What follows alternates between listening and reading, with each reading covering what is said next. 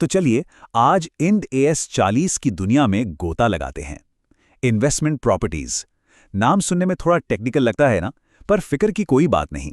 हम इसे एकदम आसान भाषा में समझने वाले हैं। तो आज हम क्या क्या कवर करने वाले हैं?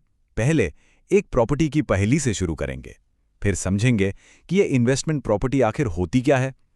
कुछ मुश्किल सिचुएशंस को भी देखेंगे, फिर इसकी वैल्यू कैसे निकालते हैं ये जानेंगे, और आखिर में अगर प्रॉपर्टी का यूज बदल जाए तो क्या करना है, इस पर भी बात करेंगे।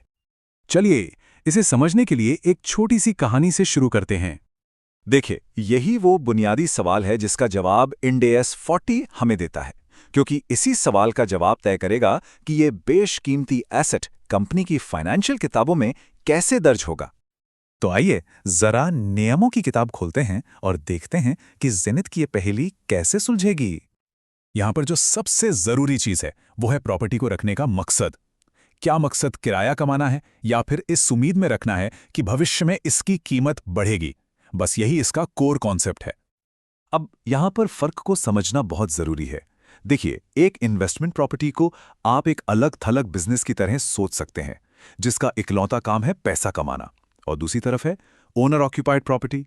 ये कंपनी के मेन बिजनेस का एक हिस्सा है, उसे चलाने में मदद करती है। चलिए कुछ उदाहरण देखते हैं। जैसे कि कोई ज़मीन सिर्फ इसलिए खरीद ली कि आगे चलकर महंगी बिकेगी, या कोई बिल्डिंग है जिसे किराए पर दे रखा है।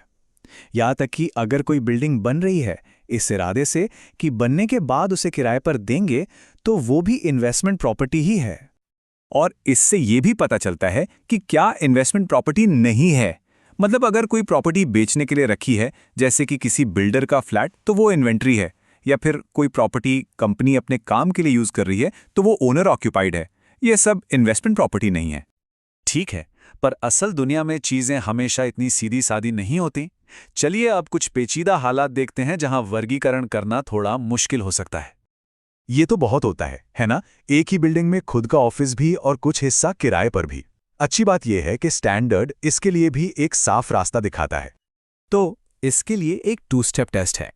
पहला कदम, क्या इन दोनों हिस्सों को अलग अलग बेचा या किराए पर दिया जा सकता है? अगर हाँ, तो दोनों का हिसाब अलग अलग होगा। लेकिन अगर उन्हें अलग नहीं किया जा सकता, तो दूसरा कदम आता है।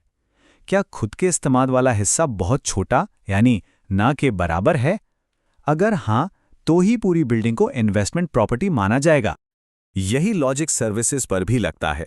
अगर एक ऑफिस बिल्डिंग में सिर्फ सिक्योरिटी या मेंटेनेंस जैसी छोटी-मोटी सेवाएं दी जा रही हैं, तो वो इन्वेस्टमेंट प्रॉपर्टी है। पर अगर किसी होटल को देखें जहां गेस्ट सर्विस ही मेन काम है, तो फिर वो ओनर ऑक्यूपाइड प्रॉपर्टी बन जाती है। बहुत बढ़िया। तो अब ये पता चल गया कि प्रॉपर्टी को क्लासिफाई कैसे करना है। अब अगला बड़ा सवाल, इसकी कीमत यानी वैल्यू कैसे तय होगी?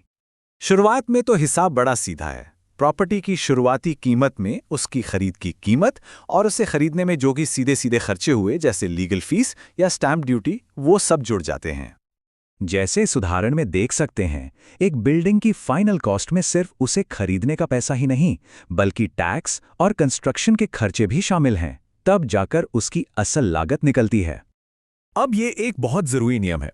इंडिया में इंड एएस 40 साफ कहता है कि शुरुआती पहचान के बाद सभी इन्वेस्टमेंट प्रॉपर्टीज के लिए सिर्फ कॉस्ट मॉडल ही इस्तेमाल करना है। इसका मतलब है कि कंपनी को किताबों में उसकी कीमत पर डेप्रिसिएशन दिखाना होगा। लेकिन कहानी में एक ट्विस्ट है। भले ही अकाउंटिंग कॉस्ट मॉडल पर हो रही है, कंपनियों के लिए जरूरी है कि वो अपनी फाइनेंशियल स्टेटमेंट्स के नोट्स में उस प्रॉपर्टी की फेयर वैल्यू यानी आज की बाजार कीमत भी बताएं। इससे निवेशकों को दोनों कीमतें पता चलती हैं। देखिए, किसी प्रॉपर्टी की जिंदगी हमेशा एक जैसी नहीं रहती, उसका इस्तेमाल बदल सकता है। तो चलिए देखते हैं कि जब ऐसा होता है तो अकाउंटिंग में क्या होता है। यहां पर नियम काफी सख्त है। किसी प्रॉपर्टी का क्लासिफिकेशन बदलने के लिए सिर्फ मैनेजमेंट का इरादा बदल जाना काफी नहीं है।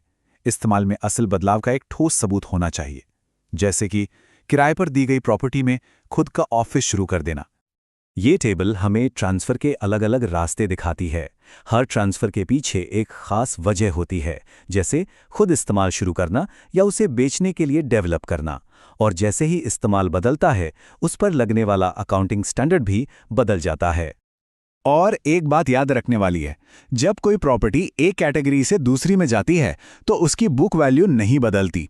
मतलब ट्रांसफर के समय उसे दोबारा से वैल्यू नहीं किया जाता, बस उसकी जगह बदल जाती है, कीमत वही रहती है। तो चलिए, जो कुछ हमने अब तक समझा उसे फटाफट समेट लेते हैं। पहली और सबसे जरूरी बात, मकसद। प्रॉपर्टी का मकसद क्या है वही सब कुछ तय करता है। दूसरी बात, सही क्लासिफिकेशन, क्योंकि इसी से तय होगा कि अकाउंटिंग के कौन से नियम लगेंगे। तीसरी चीज, भारत में हमेशा कॉस्ट मॉडल ही फॉलो होता है। और चौथी और आखिरी बात, अगर क्लासिफिकेशन बदलना है तो सिर्फ इरादा बदलने से काम नहीं चलेगा, इस्तेमाल में असली बदलाव का पक्का सबूत चाहिए। तो ये था इंड AS 40 का पूरा सार। किसी बिल्डिंग को ओनर ऑक्यूपाइड की जगह इन्वेस्टमेंट प्रॉपर्टी दिखाना सिर्फ एक अकाउंटिंग की एंट्री नहीं है, ये असल में कंपनी की पूरी कहानी को बदल देता है। ये निवेशकों को बताता है कि कंपनी का असली बिजनेस मॉडल क्या है और वो अपना पैसा कहां से कमा रही है। तो अगली बार जब किसी कंपनी की बैलेंस शीट देखें तो उनकी इन्वेस्टमेंट प्रॉपर्टीज पर जरूर गौर कीजिएगा। हो सकता है उनकी असली रणनीति का राज वही छुपा हो।